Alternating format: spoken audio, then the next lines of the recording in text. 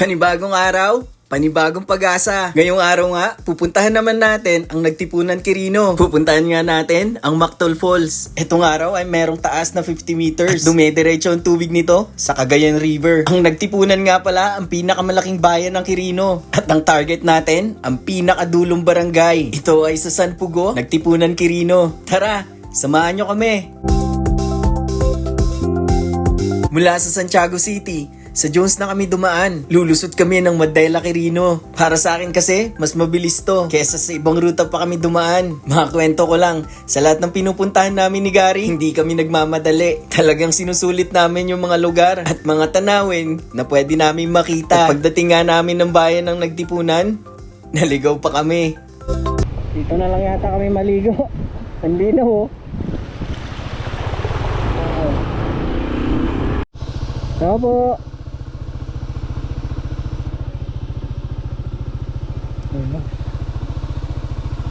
Wala na tayo. Sir, pwede magtanong? Saan po yung Mactol Falls dito? Mactol Falls. Lampasan me.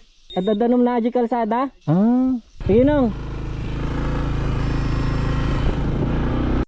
At nang nahanap na nga namin yung lugar, nag-iwan na kaagad ako ng bakas. Baka yung gitero yarn. Sobrang ganda rito, malayo lang.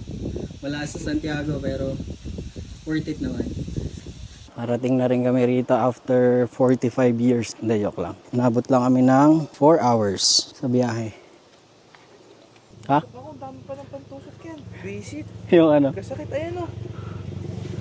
Ginawa ka mo? Ah, hindi. Pero mamamatay ka dyan. Ayun. Dito sa Mactol Falls, ang mga nangangalaga rito ay tribong Bugkalot. Sila yung mga native talaga dito sa Quirino. Ha? Bugkalot. Tribong Bugkalot. Para naulit na naman yung journey namin nung pumunta kami ng Amphoe Mahencha. No, ang difference lang, yung lupa dito I mean yung daanan dito, hindi sementado. Yan o. Kita niya ba yan? Tarik. Tarik ng daan. Falls pa more. Naririnig na namin yung falls. Yeah. Sobrang tarik. Ano? Ganda. Pero ang taas.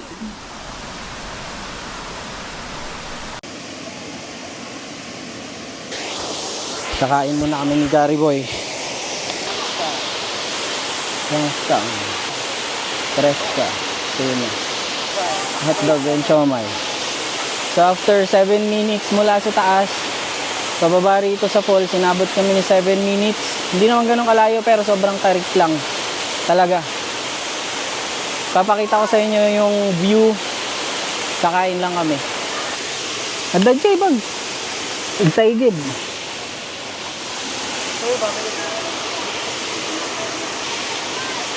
Kailangan hindi tayo maabutan ng gabi rito. Delikado. Kasi yung paglabas pa lang mula rito hanggang Nagtipunan, ay mula rito sa Nagtipunan hanggang Madela, abutin ka ng 2 oras palabas. So sobrang risky. Puro bundok pa man din yun, walang signal, dead spot talaga. Kaya mahirap magpakasigurado.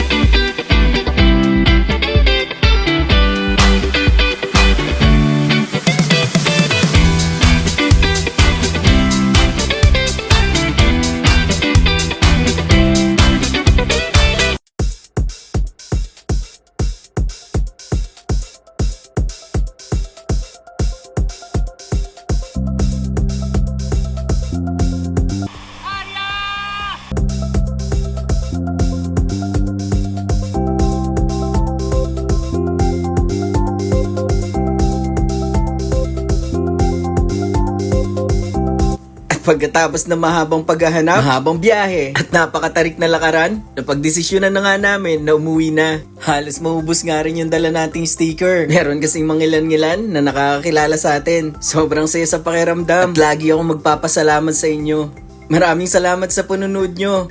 Ride safe, keep safe. Yun lang.